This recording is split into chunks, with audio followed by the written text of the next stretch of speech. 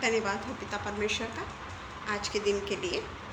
आइए, हम ज़रा लेट हो गए हैं, जल्दी से प्रार्थना की शुरुआत करते हैं। हम सब मिलकर प्रार्थना करेंगे।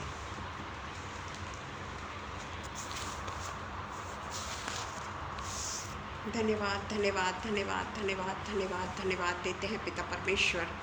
हम फिर से एक बार पिता परमेश्वर आपके चरण पे आते हैं पिता परमेश्वर, और पिता परमेश्वर अपनी पूरी पिता परमेश्वर जो भी पिता परमेश्वर टेक्निकल इशू है, जो भी कुछ प्रॉब्लम्स आया, उसको पिता परमेश्वर आपने पिता परमेश्वर सॉल्व किया।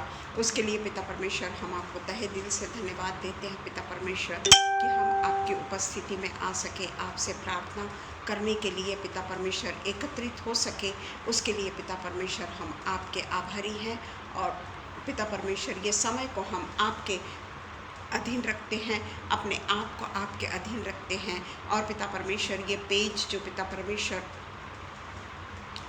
के वचन के लिए खोला गया है, उस पेज के लिए आपसे भरपूरी से आशीर्वाद मांग लेते हैं।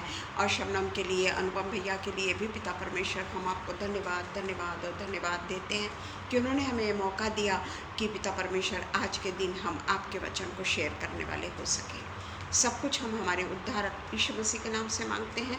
सुनिए और कबूल करिए। आमीन आमीन आमीन। जय मसीह की ब्रदर, बहुत बहुत धन्यवाद हो आपका।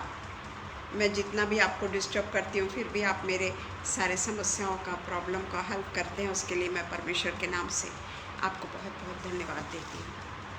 आज का जो विषय है वो पिछले जो शुक्रवार को हमने पावर ऑफ फेथ पे बोला था, उसी का हम आज पार्ट 2 बोलेंगे, क्योंकि उस समय वो कंप्लीट नहीं हो पाया था, इसलिए हम उसको फिर से रिपीट करेंगे। हमने उस समय पावर ऑफ फेथ के बारे में यही कहा था कि परमेश्वर ने हमको एक ऐसी चुनाव करने की शक्ति दी है कि हम अपने विश्वास को चुनते हैं, या विश्वास को चुनकर अपने कर्मों को हम परमेश्वर के अधीन नहीं रखते।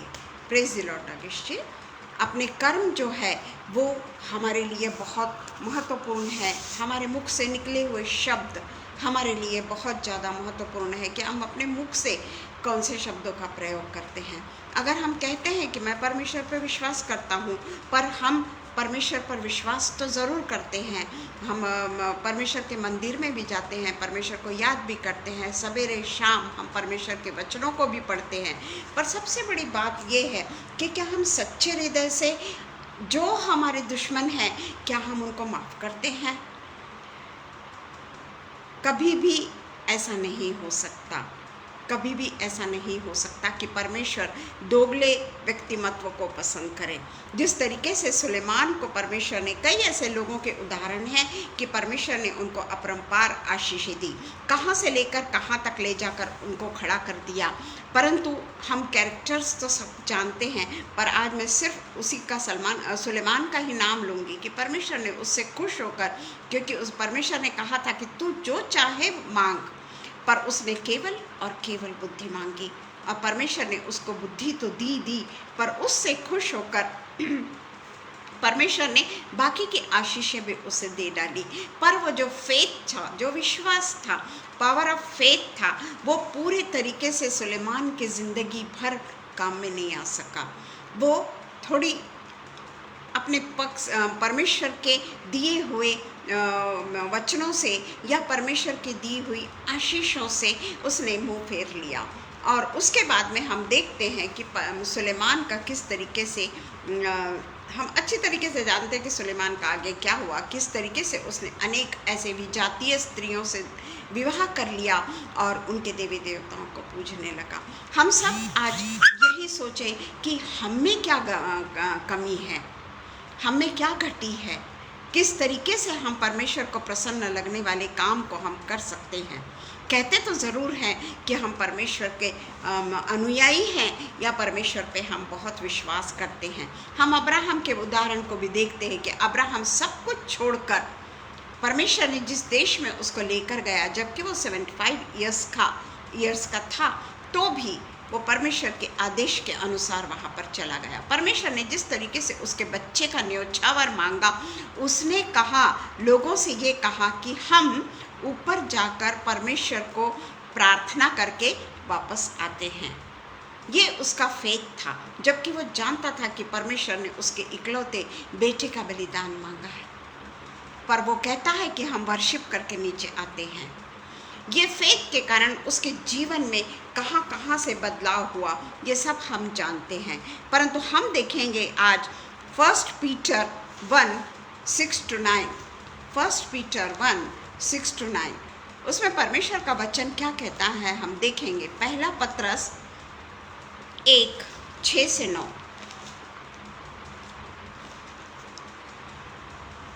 इस कारण तुम मगन होते हो, यद्यपि अवश्य है कि अभी कुछ दिन के लिए नाना प्रकार की परीक्षाओं के कारण दुख में हो।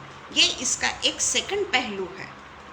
मैंने अभी तक जो पहलू बताई उनको परमेश्वर की तरफ से आशीष मिली, हमको भी परमेश्वर की तरफ से आशीषें बहुत ज़्यादा मिली हुई है। पर हम देखते हैं कि हम परमेश्वर में मगन होते हैं, सब कुछ होता है, परंतु हम देखते हैं कि कुछ दिनों के लिए नाना प्रकार की परीक्षाओं के कारण दुख में हैं। कई लोगों के जीवन में है ऐसा कि हम तो परमेश्वर को सोचते हैं ऐसा कि हम तो परमेश्वर का इतना ज़्यादा यानी सब चीज़ों को छोड़ने को तैयार है, सब चीज़ों को हम छोड़ चुके हैं, तो भी पिता परमेश्वर की इनायत की नज़र हम पर क्यों नहीं, हम अभी भी दुख क्यों भोग रहे हैं। परंतु ये तो हमारे लिए एक प्रसन्नता की घड़ी है, क्योंकि जिस तरीके से हम दुख में जाते हैं, जिस तरीके से हम दुख भोगते हैं, जिस तरीके से हम नाना प्रकार की परीक्षाओं में पढ़ते हैं, उतनी ही हमको दृढ़ता मिलती है। हम परमेश्वर में और भी ज़्यादा मगन होते चले जाते हैं। कई बार हम मरमरिंग करते हैं कि भाई परमेश्वर, हमने सब कुछ छोड़ने के बाद में भी आप हमको परीक्षाओं में ही डाल रहे हो। परंतु वो जो परीक्षाएं हैं वो किसी कारणवश हमारे जीवन में आती है, और वह इसलिए है कि तुम्हारा परखा हुआ विश्वास, जो आग से ताए हुए नाशवान सोने से भी कहीं अधिक बहुमूल्य है। तुम्हारा विश्वास, परमेश्वर हमारे विश्वास की परीक्षा लेता है। कहते तो हैं कि पिता परमेश्वर हम आप पे बहुत विश्वास करते हैं, पर परमेश्वर जानता है ना, मेरे विश्वास का परिमाण परमेश्वर को मालूम है, और वो हमसे जब परीक्षा लेता है आग से ताए हुए नाशवान सोने से भी अधिक बहुमूल्य बनाने के लिए हमें नाना प्रकार की पीड़ाओं से गुजरना पड़ता है। यीशु मसीह भी नाना प्रकार की परीक्षाओं से गुजरे। उन्होंने ये नहीं कहा कि मुझ पर ही ये परीक्षाएं क्यों, मैंने तो कोई दुख नहीं, मैंने तो कोई पाप नहीं किया, किसी भी किस्म से झूठ नहीं बोला। उन्होंने कभी भी ऐसा नहीं कहा, क्योंकि वो जानते थे जितनी भी वो परीक्षाओं में पड़ेंगे, जितने भी जलते हुए धधकते हुए आग में से जब हम गुजरते हैं ना, आग यानी सिंपल आग नहीं, धधकती हुई, जिस तरीके से जिसको शद्रक मेशक और ओबेदनगो ने सहन किया, उनके पास में उनको इतनी ज्वाला में इसमें डाल दिया गया, उसको 7 पट और गहराई से जलाया गया, परंतु हम सब जानते हैं कि वो सही सलामती से वापस हो सके। और इसलिए हमारी भी कई बार इसी तरीके से परीक्षाएं होती है, ताकि हम परमेश्वर के विश्वास में और भी अधिक दृढ़ होते चले जाएं, और भी अधिक हम मजबूती से परमेश्वर में बने रहें। और इसमें लिखा है कि यीशु मसीह के प्रकट होने पर प्रशंसा, महिमा और आदर का कारण ठहरे। ये है फेथ, पावर ऑफ फेथ। अगर हमारे पास में पावर ऑफ फेथ है, कितनी भी नाना प्रकार की परीक्षाएं हमारे पास में क्यों ना आ जाए, पर उसके लिए हमको अपने पुराने स्वभाव को बदलना बहुत ज़रूरी है।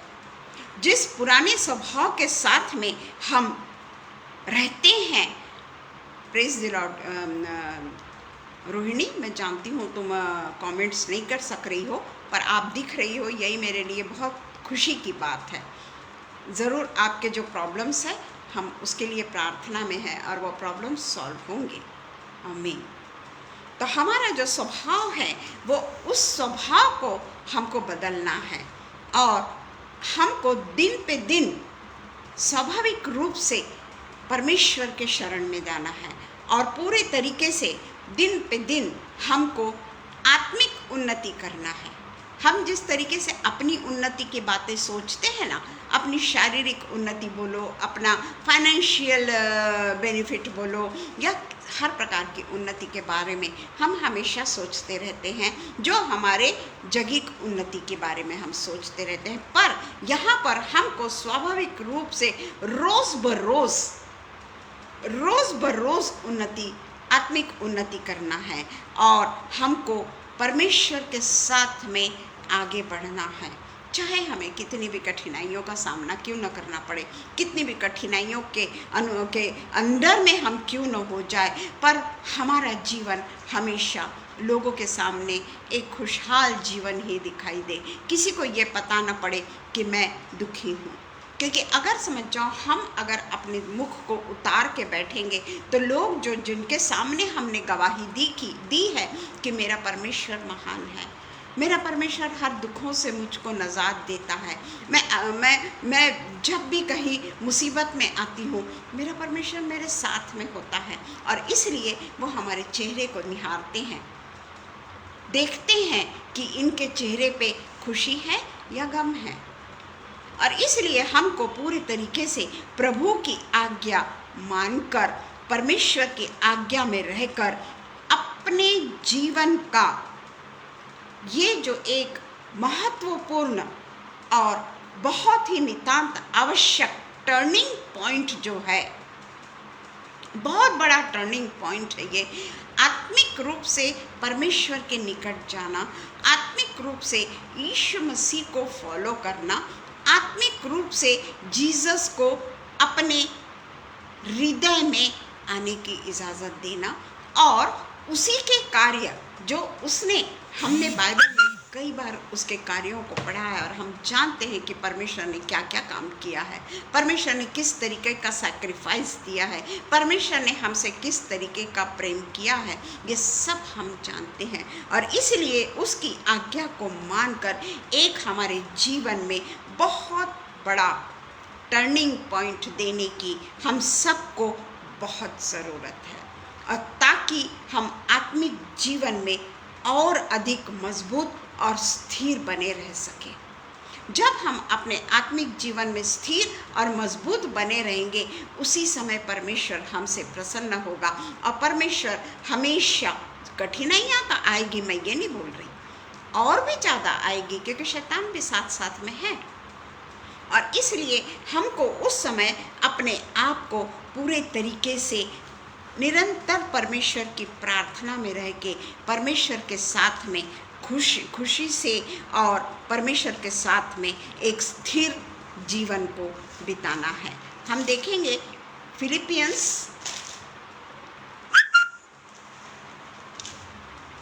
फिलिपियों का 3 अध्याय 12 से लेके 14 तक देखेंगे हम।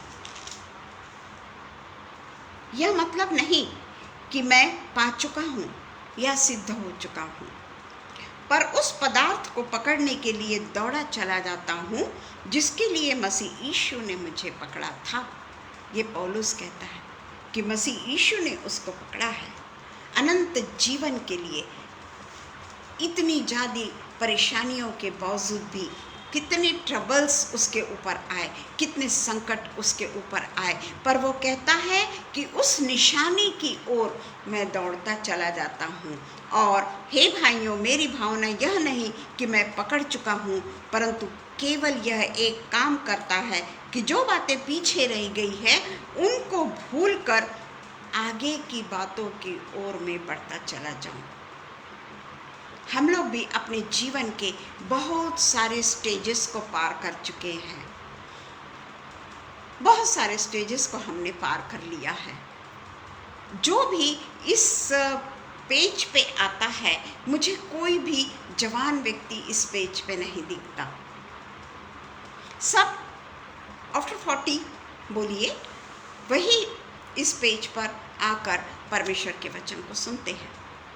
इवन जो बाद में भी सुनते हैं, ऑफलाइन भी सुनते होंगे, हो सकता है उस समय जवान सुनते होंगे, मैं नहीं जानती, परंतु मैंने आज तक जितने भी ऑनलाइन हैं वो थोड़े 40 के क्रॉस कर चुके लोगों को ही मैंने देखा है। परंतु परमेश्वर का वचन कहता है कि हमको सब कुछ छोड़कर परमेश्वर के रास्ते पर दौड़ते हुए चले जाना है। अपने सारी चीज़ों को हमको छोड़ देना है। और पौलुस का जीवन, जिस तरीके से हम हमेशा देखते हैं कि पौलुस का जीवन और 12 चेले जो और थे, उन लोगों का जीवन कठिनाइयों से भरा हुआ था, फूलों की सेज नहीं था। From the beginning to end वो लोग कठिनाइयाँ और कठिनाइयाँ ही झेलते चले गए। परंतु उनका जो समर्पण था, विश्वास रूपी जो उनका समर्पण था, वो समर्पण हम में आना बहुत ज़रूरी है। हम कहते तो ज़रूर हैं कि मैं समर्पित हूँ परमेश्वर के लिए, but what about our heart की जो डिज़ायर है, या मुंह से हम जो बोलते हैं वो हमारे दिल में नहीं होता। हम मुंह से परमेश्वर का नाम तो ज़रूर लेते हैं, बड़े बड़े वचन को बोल देते हैं, बड़ी बड़ी प्रतिज्ञाओं को कर लेते हैं, पर मेरे हृदय में असाध्य रोग लगा हुआ है। वो असाध्य रोग को लेकर मैं परमेश्वर के साथ में नहीं चल सकती। जब तक मैं दूसरों को सच्चे हृदय से माफ़ न कर दूं, हर एक उसकी गलती को मैं नज़रअंदाज ना कर लूं, मैं परमेश्वर के साथ में नहीं चल सकती। वो मेरा ढोंगीपना होगा, वो मेरा समर्पित जीवन नहीं होगा। हम जल्दी से देखेंगे मसीह के अनुसार। आज मैं 15 मिनट लेट हो चुकी हूँ। कैसे हम अपने आप को मसीह के अनुसार अपने आप को पेश करें। सबसे पहले हम देखते हैं अपने चरित्र में सुधार, अपने कैरेक्टर में सुधार लाना। यानी जो मेरी आदत है लोगों के लिए गलत बातें करना, चुगली करना, बदनामी करना, किसी के बारे में लोगों को गलत बातें बतलाना, या जो भी कुछ हमारी आदतें हैं, हम सब कुछ जानते हैं। वो आदतें जो है उसके साथ साथ में मैं परमेश्वर के साथ में नहीं रह सकती। और परमेश्वर मुझे कबूल भी नहीं करेगा क्योंकि मेरे कैरेक्टर में कोई चेंज नहीं आया है। इसके लिए हम पढ़ेंगे 2 तीमुथियुस 2:15-16। हम जल्दी पढ़ेंगे उसको। 2 तीमुथियुस 2 चैप्टर 15 और 16 पहले पढ़ेंगे हम। अपने आप को परमेश्वर के ग्रहण योग्य और ऐसा काम करवाने वाले ठहराने का प्रयत्न कर जो लज्जित न होने पाए, और जो सत्य के वचन को ठीक रीति से काम में लाता हो। पर 16वां वचन कहता है, पर जो हमको चरित्र को अपने ठीक करना है, अपने कैरेक्टर को जो सबसे पहले हमको ठीक करना है, प्रार्थना और बाइबल पढ़ना, तो ये बहुत दूर का स्टेप है। अगर मैंने अपने चरित्र को ही नहीं सुधारा, मेरे आदतों को ही नहीं सुधारा, तो अशुद्ध बकवास से बचा रहे, क्योंकि ऐसे लोग और भी अभक्ति में बढ़ते जाएंगे। हम कहते ज़रूर हैं कि हमने तो अपने आप को चेंज किया, पर एक्चुअली देखा जाए तो हम अपने आप को चेंज नहीं कर सकते। जिस तरीके से लिखा है, बड़े घर में ना केवल सोने चांदी ही के काठ और मिट्टी के बर्तन भी होते हैं, कोई आदर और कोई अनादर के लिए। सोने की चीज़ें बहुमूल्य मानी जाती है, गहने बहुमूल्य माने जाते हैं, उनको बहुत प्रेशियस समझ के हम उनको बहुत सहेज के रखते हैं। परंतु जो मिट्टी के बर्तन होते हैं उनका हम आदर नहीं करते। हम परमेश्वर के लिए कौन सी चीज़ ठहरते हैं, ये हम ही को सोचना है कि परमेश्वर हमें ग्रहण करेगा या नहीं ग्रहण करेगा। 22 से 25 तक आप पढ़ लीजिएगा, क्योंकि हमारे पास में फिर भी हम 22 का देखते हैं कि जवानी के अभिलाषाओं से भाग और जो शुद्ध मन से प्रभु का नाम लेते हैं उनके साथ धर्म, विश्वास, प्रेम और मेल मिलाप का पीछा कर। यीशु मसीह का धर्म, यीशु मसीह को मानना, यीशु मसीह की भक्ति में लगे रहना, मेल मिलाप में लगे रहना और एक दूसरे के साथ में प्रेम से और विश्वास से एक दूसरे को आगे बढ़ाने का काम करना।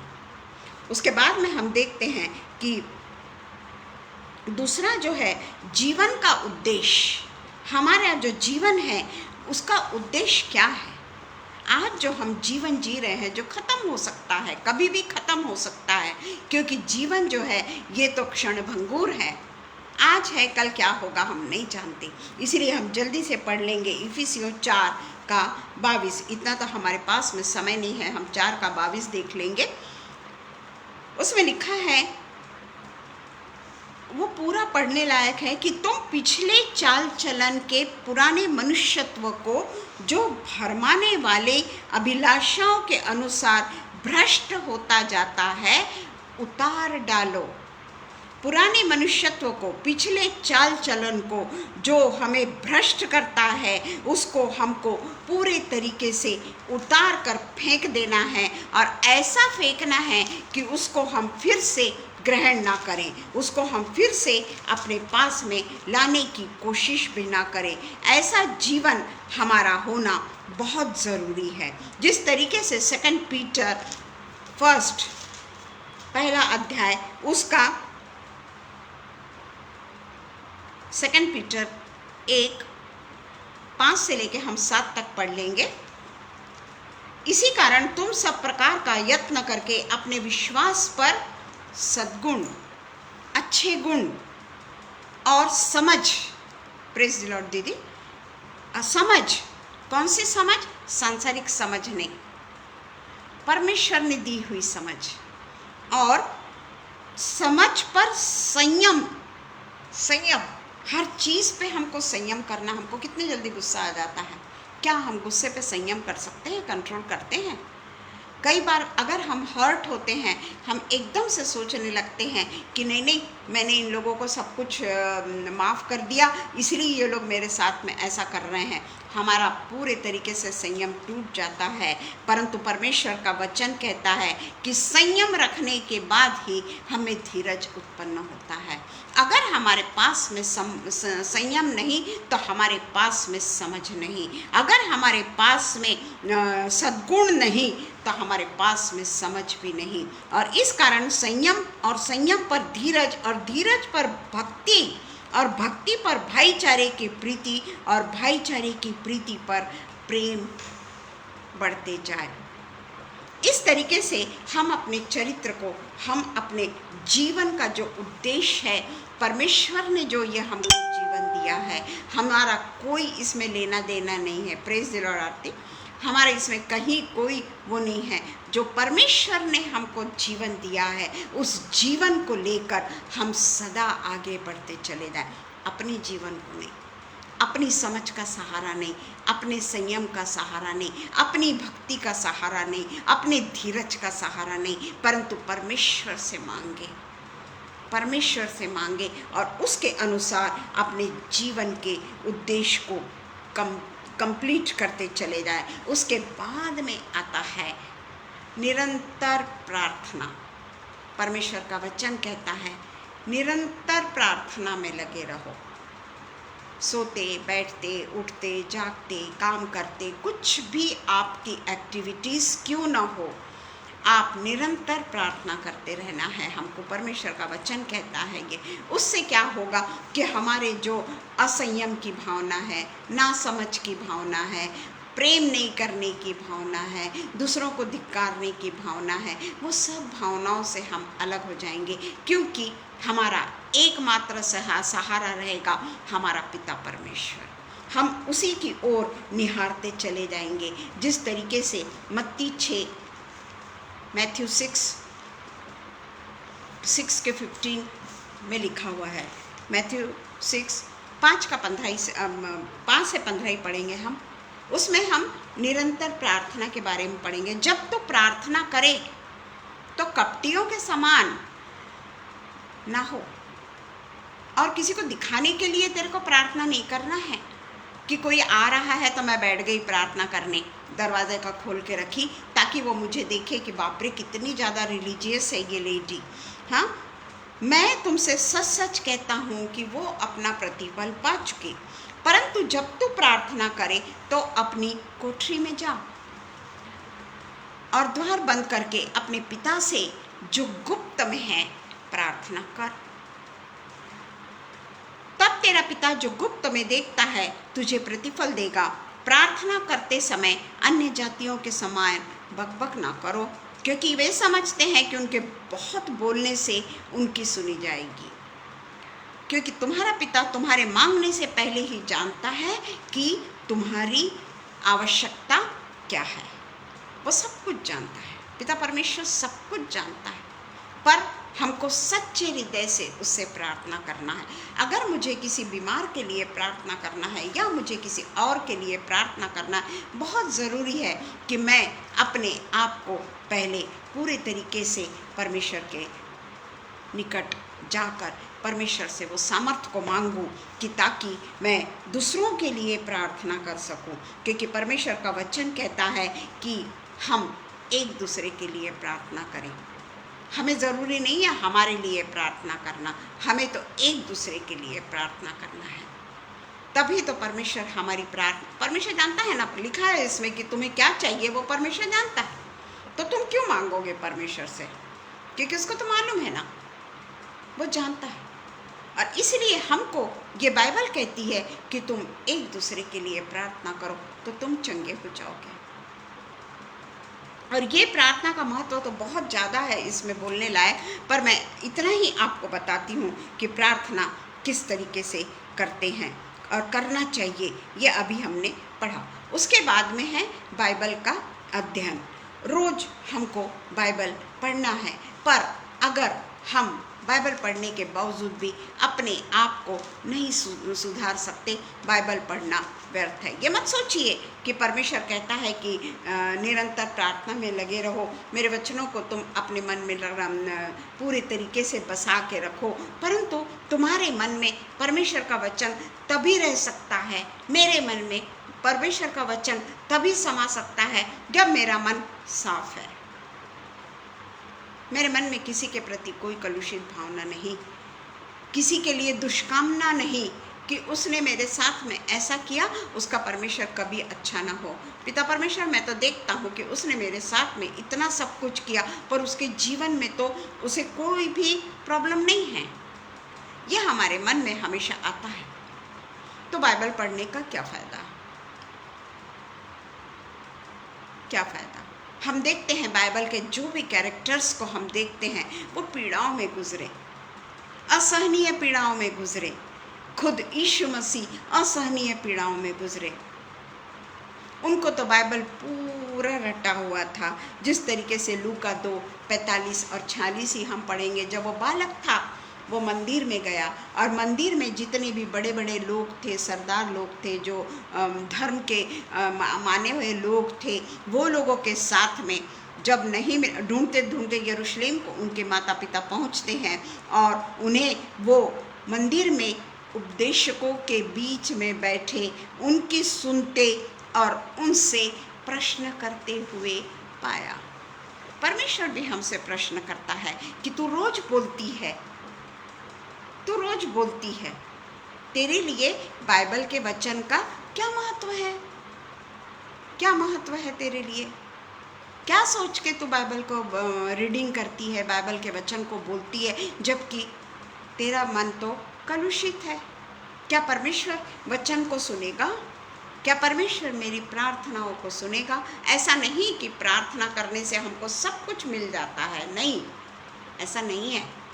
परंतु फिर भी हमको विश्वास में आगे आगे बढ़ने के लिए प्रार्थना में जीवन और बाइबल का अध्ययन करना बहुत ज़रूरी है।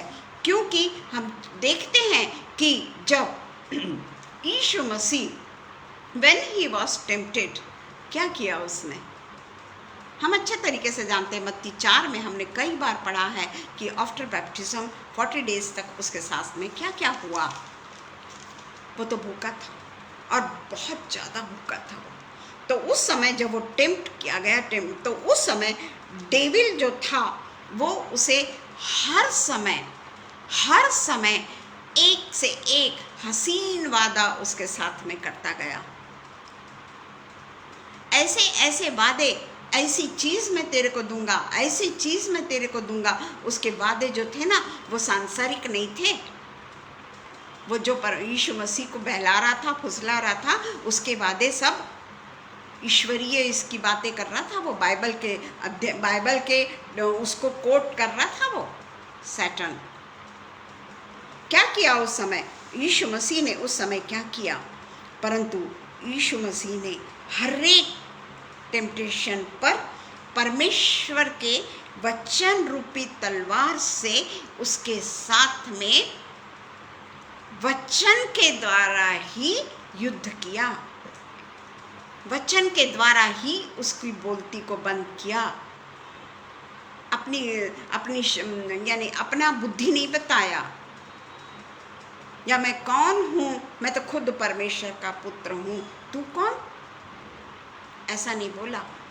वो वचन रूपी तलवार को लेकर डेविल के साथ में उसकी हर बातों का खंडन करता चला गया। पूरा राज्य देने को तैयार था वो, पूरा राज्य देने को तैयार था। ऊपर ले जाकर पूरे राज्य को बताता है कि सब कुछ मैं तुझे दे दूंगा।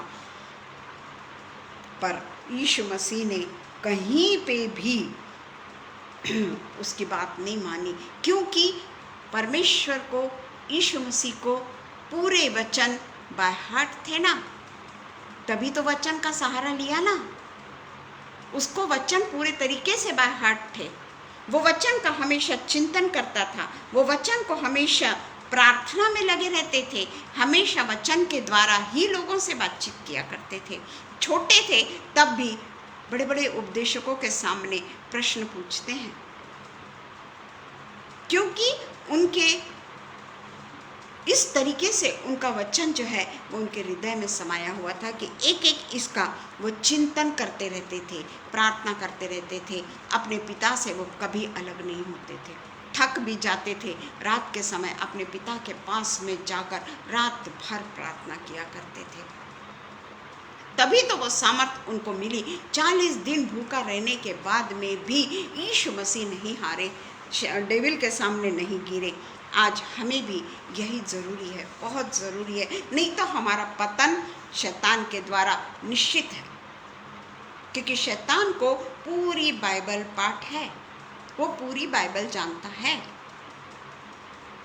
अगर हमारे पास में वचन रूपी तलवार नहीं है, हमारा चिंतन नहीं है, हमारा मनन नहीं है, हम वचन को बराबर से समझ नहीं रहे हैं, अपने अनुसार उसको समझने की कोशिश कर रहे हैं, तो हम पर शैतान बहुत जल्दी विजय प्राप्त कर लेगा। उसको अपने अनुसार ढालने की ज़रूरत नहीं है वो वचन को। और हमारे लिए एक और एकमात्र हथियार परमेश्वर ने दिया है, वो है वचन रूपी तलवार। हम अच्छी तरीके से जानते हैं कि किस तरीके से इफिसियों 6 में पूरा लिखा हुआ है। आत्मिक युद्ध के हथियार हमको मालूम है, परंतु हमारे पास में समय नहीं है, हम जल्दी से देखेंगे। हमको अपने शत्रुओं से प्रेम करना है, मित्रों से हमको प्रेम नहीं करना है, हमको अपने शत्रुओं से प्रेम करना है। मित्रों से तो हर कोई प्रेम करता है, जो आपसे प्रेम करता है, जो आपको प्रॉपर्टी देता है, या जो आपको अपने यानी अपना हिस्सा देता है, जो भी कुछ, उससे तो हर कोई प्रेम करेगा। परंतु जो तिरस्कार करता है, जो आपको पांव तले कुचलता है, जो आपको हर प्रकार के, जो उसके हक से वंचित करता है, उसके हक से वंचित करता है, उससे प्रेम करना है हमको। हमारे ही लोग हम पर तलवार चलाते हैं, पर हमको उनसे ही तो प्रेम करना है। क्योंकि परमेश्वर यीशु मसीह को जब क्रूसिफिक्शन होता है, यीशु मसीह का, उसने किसको माफ़ किया? इन्हें माफ कर, ये नहीं जानते कि ये क्या कर रहे हैं। इतनी पीड़ाएं होने के बाद, इतना अन्याय होने के बाद, इतना उनको डोमिनेट करने के बाद में भी उसने, यीशु मसीह ने उनसे क्षमा मांगा। क्या यीशु मसीह ने उनको ये कहा कि तुम्हें मैं स्वर्गीय राज्य में नहीं आने दूंगा? क्या उसने पतरस को ये कहा कि तूने मेरा इनकार किया ना? थोमा को ये कहा कि तूने मेरे को कहा ना कि मैं अपने पंजर में मेरी उंगली डाल के देखूंगा तब तक मैं विश्वास नहीं करूंगा? क्या यीशु मसीह ने उनको अपने से अलग कर दिया? ऐसा जीवन दिया उनको कि वो 12 गोत्रों का न्याय करने वाले हो सके। इसीलिए हम देखते हैं कि जब हम इस तरीके से करते हैं ना, हम पूरा नहीं पढ़ेंगे, जब हम इस तरीके से अपने जीवन को ढालते हैं ना, तो हमको एजिकेल की तरह आशीषें मिलेगी। पूरा तो नहीं पढ़ सकेंगे, पर हाँ एजिकेल 37 हम पढ़ेंगे। एजिकेल का 37 हम देखेंगे। उसमें देखिए, सूखी हड्डियों की तराई। यहाँ पर हम देखते हैं कि चौथा वचन हम देखेंगे, बाकी का तो हमको मालूम है, पढ़ लेना बाद में। चौथा वचन पहले हम देखेंगे कि परमेश्वर और एजिकेल, ये दोनों को, परमेश्वर जो है वो एजिकेल को सूखी हड्डियों की तराई में लेके चला है और तराई के बीच में खड़ा कर दिया, जहाँ पर हड्डियाँ ही हड्डियाँ भरी हुई है। निर्जीव कलीसिया जिसमें कोई जान नहीं, निर्जीव कलीसिया का ढेर का ढेर पड़ा हुआ है। और वहाँ पर हम देखते हैं और सब तरफ घुमाया, और वो जो हड्डियाँ थी वो इतनी सूखी हुई थी कि पता नहीं कब से वो लोग परमेश्वर को छोड़ चुके हैं। हम उसको अपने लिए लेते हैं ये बात को, है ना। ये परमेश्वर ने कलीसिया को दर्शाया है। उसके बाद में हम देखते हैं कि हे मनुष्य के संतान, क्या ये हड्डियाँ जी सकती है? परमेश्वर एजिकेल को पूछते हैं, तो एजिकेल कहता है कि मैं क्या जानूं, परमेश्वर ये तो तू ही जानता है कि वो हड्डियाँ सूख सकती हैं या नहीं। उसके बाद में हम चौथे वचन पर आएंगे। चौथा वचन कहता है, तब उसने मुझसे कहा, किसने कहा? एजिकेल से। कोई क्या दूत था वहाँ पे, या कोई भविष्यवक्ता था वहाँ पर, या कोई नबी है वहाँ पर? नहीं, परमेश्वर है उसके साथ में। और परमेश्वर एजिकेल से कहता है कि इन हड्डियों से भविष्यवाणी करके कह। परमेश्वर वहीं पर है। अधिकार किसको दे रहा है? अधिकार वो किसको दे रहा है? एजिकेल को दे रहा है, हमको दे रहा है। हम सबको ये अधिकार दे रखा है प्रभु ने। और उससे कहता है, इन हड्डियों से भविष्यवाणी करके कह, हे सूखी हड्डियां, यहोवा का वचन सुनो। और हम देखते हैं कि 4 से लेके हम इसको अब हम एकदम देखेंगे कि ये वो कहता है कि ऐसा भविष्यवाणी कर कि सूखी हड्डियां यहोवा का वचन सुनो। परमेश्वर यहोवा तुम हड्डियों से यो कहता है कि देखो, मैं आप तुम में सांस समाऊंगा और तुम जी उठोगे। पर 7वें वचन पे हम एकदम आएंगे, एकदम 7वें वचन पे आएंगे कि ये काम किसके द्वारा यहोवा ने करवाया, किसके द्वारा यहोवा ने कराया। हम 7वें वचन पर आते हैं। इस आज्ञा के अनुसार मैं भविष्यवाणी करने लगा, और मैं भविष्यवाणी कर ही रहा था कि एक आहट हुई और भूडोल हुआ, और वे सब हड्डियां इकट्ठी होकर हड्डी से हड्डी जुड़ गई। ये अधिकार परमेश्वर ने एजिकेल को दिया। उसके मुख से परमेश्वर ने भविष्यवाणी कराई। अपने मुख का सहारा ना लेते हुए अपने मुख के वचन उसने एजिकेल के मुंह में भर दिए। एजिकेल के मुंह में उसने अपने वचन को भर दिया।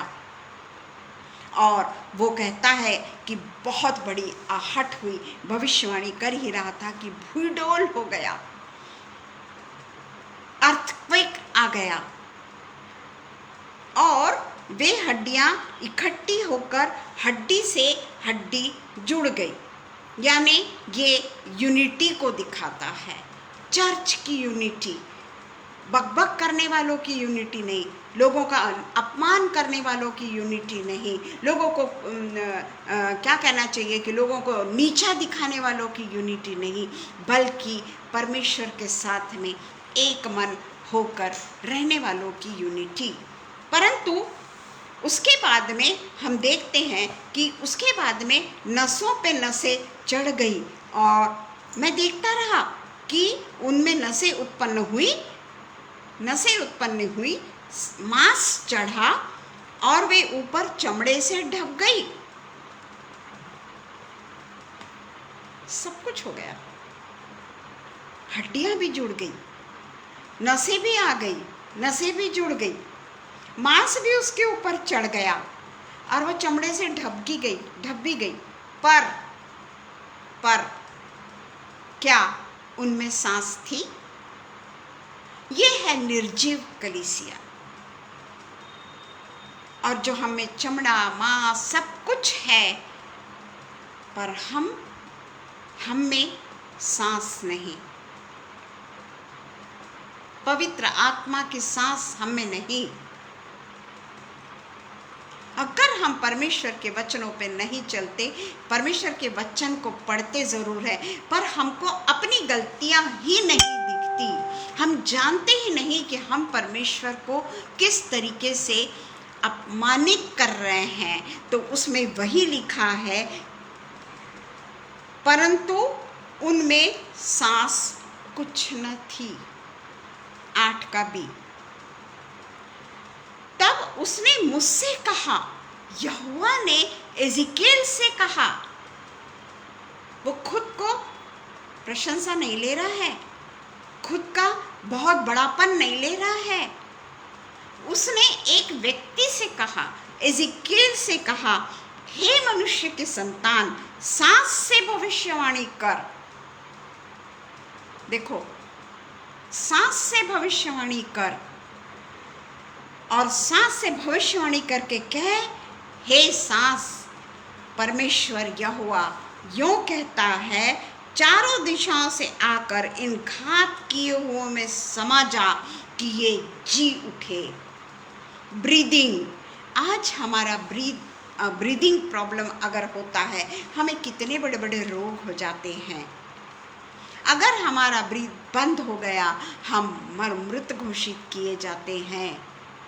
सबसे महत्वपूर्ण चीज, सब कुछ है हमारे पास में, सब कुछ भरा है हमारे पास में, अपरंपार धन दौलत से हम लोग भरे पड़े हैं, अपरंपार शान और शौकत से हम लोग भरे पड़े हैं, पर हम में सांस नहीं, परमेश्वर की आत्मा नहीं, परमेश्वर हम में नहीं। तो हम कौन है? सजीव हैं या निर्जीव हैं? आत्मिक रूप से जरूर आप सजीव हो, सांसारिक रूप से आप जरूर सजीव हैं, परंतु हम क्या आत्मिक रूप से जिंदा हैं? आत्मिक रूप से हमें आत्मिक सांस है, परमेश्वर की दी हुई सांस हम में है। एक साधारण मनुष्य से यहोवा ने काम करा लिया, उसके बोलने पे सब कुछ हो गया। ये ताकत, ये अभिषेक, ये आनंद और ये वचन को बोलकर किसी भी चीज को क्लेम करने की वरदान आज हमें हमारे पिता ने दे रखी है। हमें कहीं जाने की ज़रूरत नहीं, हमें किसी के पास जाने की ज़रूरत नहीं, कोई देवी देवता के पास में जाकर हमें सिर नवाने की ज़रूरत नहीं। हम देख रहे हैं मिज़ोरम में क्या हो रहा है। वो क्रिश्चियनिटी का सबसे बड़ा देश माना जाता है, बड़े पैमाने पे वहाँ क्रिश्चियनिटी है, परंतु उनमें प्रभु का सांस है।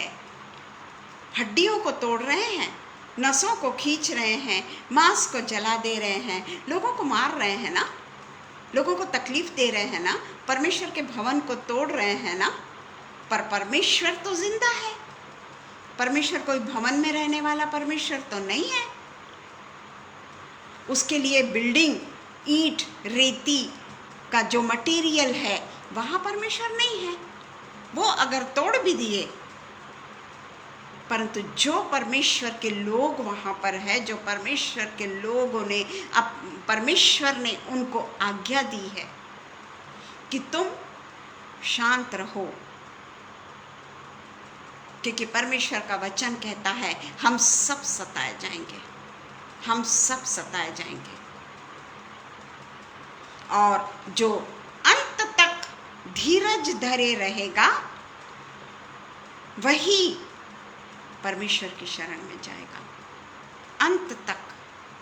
आज मिजोरम वालों की परीक्षा है, कल हमारी परीक्षा होगी, क्योंकि ऐसा नहीं कि हम सताए नहीं जाएंगे, हम छुड़ाए जाएंगे। हम सब पर ये मुसीबतें आने वाली है। तो हम देखते हैं कि सबसे पहले हड्डियां एक साथ में जुड़ती है। हमारी यूनिटी, चर्च की यूनिटी बहुत ज़रूरी है। एक साथ में गरीब और अमीर का फ़र्क नहीं, बहुत अच्छे कपड़े पहनने वाला और उस फटी साड़ी पहनने वाला, इसमें अगर हम डिफ्रेंशिएट करते हैं तो हम सांस रह के भी हमारी सांस काम की नहीं। जिस तरीके से उत्पत्ति में जब परमेश्वर ने कहा था कि तू अगर उस फल को खाएगा तो तू मर जाएगा, जब आदम और हव्वा उस फल को खाते हैं तो क्या वो शारीरिक रूप से मरते हैं? सांस तो उनमें थी, पाप करने के बाद में भी उनमें सांस थी, परंतु वे लोग आत्मिक रूप से मर चुके, आत्मिक रूप से वो लोग मर चुके। और इसलिए हमें बहुत ज़रूरी है कि हम में भी एक यूनिटी बनी रहे, हम भी परमेश्वर के वचन के लिए दौड़ते हुए परमेश्वर के वचन को सुनने वाले हो सके। चर्च को जाना ही महत्वपूर्ण नहीं है प्रियो। संडे को मैं चर्च जाता हूँ, हर संडे को मेरा ये रूटीन है, बारिश भी आती है तो मैं चर्च जाता हूँ, पर क्या मेरे शरीर में परमेश्वर की सांस है? सब कुछ है, सुंदर भी है, कपड़े भी है, सब कुछ है, सब कुछ है, गाड़ी भी है, गाड़ी में बैठ के जा भी रहे हैं, सब कुछ कर रहे हैं, परमेश्वर के भवन में भी पहुंच गए, परमेश्वर का वचन भी सुन लिया और बाहर भी निकल गए। तो क्या हमारी अंतर आत्मा में परमेश्वर की सांस है? क्या परमेश्वर ने उस समय जो भी बोला उसको हम पालन कर रहे हैं अपने जीवन में? सच में हम में यूनिटी है कि हम एक दूसरे का बुरा ही चाह रहे हैं? और इसलिए परमेश्वर कहता है कि एक दूसरे से वैमनस्य, ईर्ष्या, झगड़ा और किसी चीज़ का अगर हमको लालच होगा, मोह होगा, तो हम परमेश्वर की संतान नहीं। और इसलिए हमको आज के इसमें यही बहुत ज़रूरी है कि पावर ऑफ फेथ, तब हो सकता है जो चीज़ हम करना चाहेंगे ना, all things are possible for us. हम भविष्यवाणी करेंगे, पिता परमेश्वर हमें भी वो चांस देगा कि तू भविष्यवाणी कर, और हमें भी परमेश्वर चुनेगा। इसलिए आज के दिन में हम लोगों को यही सोचना है कि जिस तरीके से परमेश्वर ने अपने भक्तों को चुना, एजिकेल को चुना सांस से भविष्यवाणी करने के लिए, पूरे बाइबल में एजिकेल को चुना है परमेश्वर ने। हम परमेश्वर से यही प्रार्थना करें कि परमेश्वर मुझे पैसा नहीं चाहिए, धन दौलत नहीं चाहिए पिता परमेश्वर, शान और शौकत नहीं चाहिए पिता परमेश्वर, जितना तूने मुझको दिया है ना उतने में तू मुझको फ्लरिश कर, आत्मिक फ्रूट से भी मुझको फ्लरिश कर। मैं संसार की चीज़ों से फ्लरिश होना चाहती हूँ, पर नहीं प्रभु, मुझे आत्मिक जीवन से फ्लरिश कर। आइए हम प्रार्थना करें। धन्यवाद हो पिता, धन्यवाद हो पिता, धन्यवाद हो पिता परमेश्वर। सचमुच में पिता परमेश्वर, जब हम आपके वचन को सुनते हैं, जब हम आपके वचन को बोलते हैं, उस समय पिता परमेश्वर हम में एक ऐसी आत्मिक जागृति आती है पिता परमेश्वर। पर धन्य है वो जो आत्मिक जागृति को पाकर उसके अनुसार चलता है पिता। टाइम बीइंग आत्मिक जागृति का आना कोई महत्व नहीं रखता पिता परमेश्वर। हम तो अस्थिर मन वाले हुए फिर, परंतु पिता परमेश्वर हमारा हृदय स्थिर हो जाए पिता। हम अपनी आशाओं पे निरंतर पिता परमेश्वर की ओर आशा भरी नज़रों से टकटकी लगा के उससे मांगते रहें, अपने लिए नहीं परंतु आत्मिक जीवन के लिए। जो आत्मिक रूप से मरा हुआ है उसको पुनर्जीवित करने के लिए, उसमें परमेश्वर की सांस समाने के लिए हम प्रार्थना करने वाले हो सके पिता परमेश्वर। तभी तो पिता परमेश्वर हमारे जीवन में आपके पास जाने का रास्ता तय होगा पिता परमेश्वर। और पिता परमेश्वर हम आपसे प्रार्थना करते हैं कि सदा पिता परमेश्वर जो वचनों पर हम बोलते हैं होने दीजिए पिता परमेश्वर कि वो वचन मैं अपनी बुद्धि से ना बोलूं, बल्कि पिता परमेश्वर आपकी आत्मा मुझ में समा जाए। आपकी आत्मा के द्वारा पिता परमेश्वर मैं अपने मुख से आपके वचन का प्रयोग करने वाली हो सकूं। बहुत डरते हुए और कांपते हुए अपने आप का सेल्फ रियलाइजेशन करने के बाद मेरे मुख से आपके वचन निकले पिता। और सिर्फ सेल्फ रियलाइजेशन ही नहीं बल्कि उसके अनुसार चलते हुए आगे वो गलती मैं ना करूं पिता। वो गलतियों से मुझे तो पिता परमेश्वर पूरे तरीके से नजात दे पिता। जो गलतियां मुझसे होती है उससे मुझको नजात दे पिता, ताकि मैं अपने आप को पूरे तरीके से पवित्र करके आपको भाता हुआ बलिदान मैं चढ़ाने वाली हो सकूं पिता। मैं धन्यवाद देती हूँ पिता आज के दिन के लिए कि आज पिता परमेश्वर आपने हमें ये मौका दिया कि हम आपके वचनों को शेयर करने वाले हो सके पिता। पिता परमेश्वर मैं धन्यवाद देती हूँ जितने भी ऑनलाइन जमा है पिता, उन सब को पिता परमेश्वर आप अपने आशीषों से नवाजिए। उन सब पर पिता परमेश्वर आप ऐसा पिता परमेश्वर आत्मिक जागृति हम सबको दीजिए पिता, ताकि हम मनुष्य की अन्य मनुष्यों की तरह सोते हुए ना पाए जाएं। हम सदैव पिता के लिए, परमेश्वर के लिए जागते हुए पाए जाएं। पिता परमेश्वर हमारे जीवन में आपका पवित्र तेल सदा उंडेलते रहिए और हम वो पवित्र तेल को दूसरों पर उंडेलने वाले हो सके पिता परमेश्वर। हम सब के लिए आपको बहुत बहुत धन्यवाद करते हैं। आगरा मिशन मंडली के लिए धन्यवाद करते हैं। ऑनलाइन जितने लोग हैं उनके लिए धन्यवाद करते हैं। ऑफलाइन जो मैसेज देखेंगे और जो शेयर करते हैं ये वचन को, और पिता परमेश्वर सब के लिए मैं यही प्रार्थना करती हूँ पिता परमेश्वर, अपने अमूल्य आत्मिक वरदान से हम सबको भर दीजिए पिता परमेश्वर, और वो आत्मिक वरदान कभी भी हमसे कोई चुरा ना पाए पिता परमेश्वर। सब कुछ पिता परमेश्वर हम आगरा मसीह मंडली के लिए, अनुपम भैया के लिए, शबनम दीदी, सबके लिए प्रार्थना करते हैं पिता। उनको पिता परमेश्वर विशेष रूप से आशीषित करिए कि उनके पेज पर आज हमने परमेश्वर के जो वचन को आत्मा में होकर शेयर किए वो पिता परमेश्वर हर एक के लिए एक नई जिंदगी का कारण होने पाए पिता। सब कुछ हम हमारे उद्धारक यीशु मसीह के नाम से मांगते हैं, सुनिए और कबूल किए। आमीन, आमीन, आमीन। धन्यवाद हो परमेश्वर का, पिता परमेश्वर का धन्यवाद हो जितने भी यहाँ उपस्थित हैं। हम सब प्रार्थना करें रोहिणी के लिए कि रोहिणी कोई भी कमेंट्स नहीं दे पा रही है, उसकी जो भी कुछ अड़चन है फेसबुक पे या जो भी कुछ जहाँ पे भी रुकावट है वो परमेश्वर के नाम से दूर हो जाए। जब आत्मा हम दे सकते हैं, सांस हम दे सकते हैं, तो ये तो टेक्निकल इशू है, ये भी ज़रूर इसको भी हटना होगा, यह हमारा पूरा विश्वास है। और वही विश्वास के साथ में आमीन बोलते हुए मैं अपने आप लोगों से यही प्रार्थना करती हूँ कि आप लोग भी मुझे अपने प्रार्थना में रखिए। आमीन।